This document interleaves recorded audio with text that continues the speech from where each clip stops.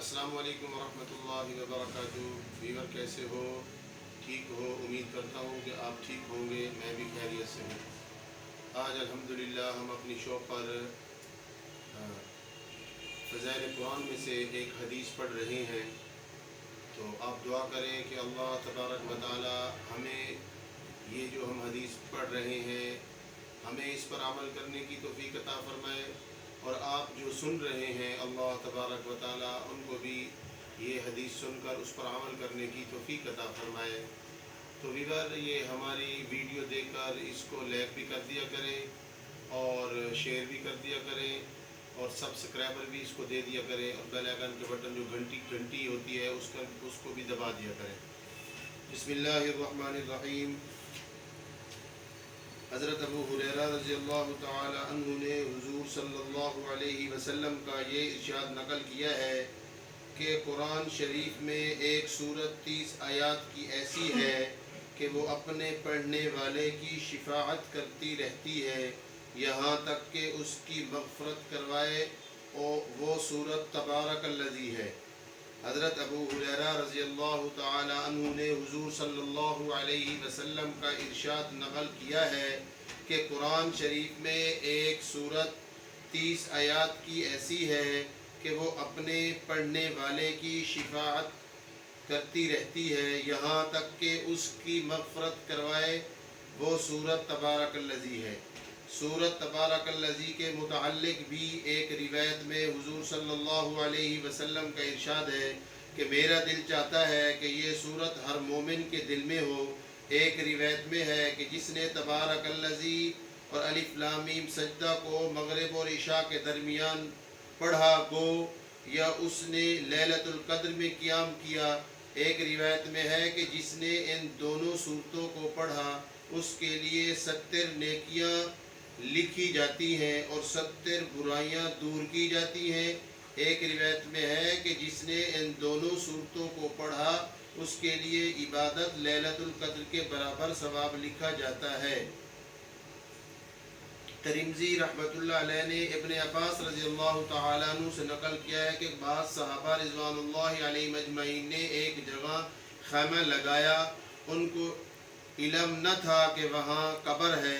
اچانک ان خیمہ لگانے والوں نے اس جگہ کسی کو سورۃ تبارک الذی پڑھتے ہوئے سنا، تو حضور صلی اللہ علیہ وسلم سے آ کر عرض کیا، تو حضور صلی اللہ علیہ وسلم نے فرمایا یہ سورت اللہ کے عذاب سے روکنے والی ہے اور نجات دینے والی ہے۔ حضرت جابر رضی اللہ تعالی عنہ کہتے ہیں کہ حضور صلی اللہ علیہ وسلم اس وقت تک نہ سوتے تھے جب تک الف لام میم سجدہ اور سورۃ تبارک الذی نہ پڑھ لیتے تھے۔ خالد بن میدان رضی اللہ تعالی عنہ اس کے علاوہ اور کہتے ہیں کہ مجھے یہ روایت پہنچی ہے کہ ایک شخص بڑا گناہ گار تھا اور سورہ سجدہ پڑھا کرتا تھا، اس کے علاوہ اور کچھ نہیں پڑھتا تھا۔ اس سورت نے اپنے اوپر اس شخص پر بھلا دے کہ اے رب یہ شخص میرے بہت تلاوت کرتا ہے، اس کی شفاعت قبول کی گئی، اور حکم ہو گیا کہ ہر خطا کے بدلے ایک نیکی دی جائے۔ خالد بن میدان رضی اللہ تعالیٰ عنہ بھی یہی کہتے ہیں کہ یہ سورت اپنے پڑھنے والے کی طرف سے قبر میں جھگڑاتی ہے اور کہتی ہے کہ اگر میں تیری کتاب میں سے ہوں تو میری شفاعت قبول کر، ورنہ مجھے اپنی کتاب سے مٹا دے، اور بمنزلہ پرندہ کے بن جاتی ہے اور اپنے پر میت پر پھیلا دیتی ہے، اور اس پر عذاب قبر ہونے سے مانع ہوتی ہے۔ اور یہی سارا مضمون وہ تبارک الذی کے بارے میں بھی کہتے ہیں۔ خالد بن میدان رحمۃ اللہ علیہ اس وقت تک نہ سوتے تھے جب تک دونوں صورتیں نہ پڑھ لیتے تھے۔ میرے بھائیوں دوستو، آج ہم نے ایک حدیث پڑھی ہے فضائل قرآن میں سے، تو یہ سورت تبارک الذی کے بارے میں تھی۔ جو شخص سورت تبارک الذی اور الف لام میم سجدہ پڑھتا ہے تو اللہ تبارک و تعالی ان کے گناہوں کو معاف فرماتے ہیں اور ان کے بدلے نیکیاں لکھی جاتی ہیں۔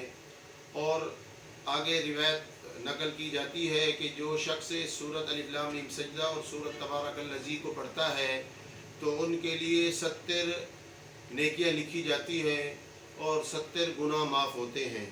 اور دوسری جگہ لکھا ہوا ہے کہ جو شخص الف لام میم سجدہ اور تبارک الذی کو پڑھتا ہے وہ اس نے لیلۃ القدر کی عبادت جیسی، جو اتنی بڑی رات ہوتی ہے جتنی اس میں عبادت کرنے کا ثواب ہوتا ہے، اس کو اتنا ثواب ملتا ہے۔ میرے بھائیوں، حضور پاک صلی اللہ علیہ وسلم کا بھی یہی معمول تھا، اس سونے سے پہلے یہ 2 صورتیں پڑھ کر سویا کرتے تھے، اور صحابہ رضوان اللہ علیہ اجمعین کے بھی اس حدیث میں واقعات آئے ہیں۔ حضرت خالد بن میدان رحمۃ اللہ علیہ بھی اس دونوں صورتوں کو پڑھ کر سویا کرتے تھے۔ ہمیں بھی چاہیے کہ ہم بھی اپنا ایک معمول بنا لیں، سونے سے پہلے ان صورتوں کو پڑھا جائے۔ اور علماء سے ہم سنتے رہتے ہیں کہ جو شخص رات کو تبارک الذی صورت، یعنی جس کا نام صورت ملک ہے، 29 پارے کی پہلی صورت ہے، جو شخص اس کا اہتمام کرتا ہے، رات کو روزانہ پڑھ کر سوتا ہے، اس کو ڈرونے خواب نہیں آتے۔ جیسے کئی لوگ پریشان ہوتے ہیں کہ رات کو ہمیں ڈرونے خواب آتے ہیں، ہمیں سکون سے نیند ہی نہیں آتی۔ اس شخص کو چاہیے کہ درود پاک صلی اللہ علیہ وسلم کی کثرت کرے، سونے سے پہلے درود پاک صلی اللہ علیہ وسلم پڑھ لے، آیت الکرسی پڑھ لے، اس کے بعد 5ویں کلمے کا ذکر کر لے، 5واں کلمہ پڑھ کے سوئے، اور پہلے کلمے کا ایک تسبیح پڑھ کے سوئے، سورت ملک پڑھ کے سوئے۔ اگر کوئی شخص چاہتا ہے کہ میں رات کو نیت کر کے سوتا ہوں، تہجد پڑھوں گا، صبح میری نیند نہیں کھلتی، تو اسے چاہیے کہ سورت ملک کو رات کو سونے سے پہلے پڑھے، اول آخر درود شریف، پھر دائیں موڈے پر جو ہے پھونک مار کر سوئے کہ یا اللہ میری صبح 3 بجے نیند کھل جائے، 4 بجے تہجد کے وقت نیند کھل جائے، تو انشاءاللہ اس کی نیند تہجد کے وقت کھل جائے گی۔ ہمیں معمول بنا لینا چاہیے کہ ہم سورت ملک کو رات کو پڑھ کے سونا چاہیے۔ وما علینا الا البلاغ۔